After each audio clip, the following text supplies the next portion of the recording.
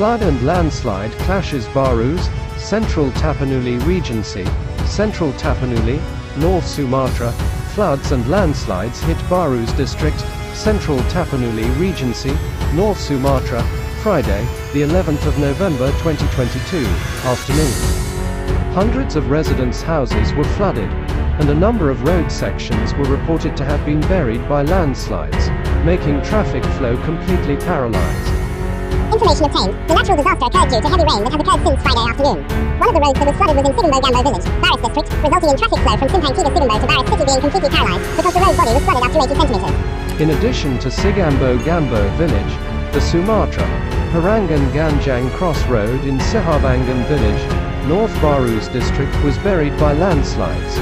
Landslide material piled up the road, causing traffic flow from Baru's district to North Baru's district to be completely paralyzed.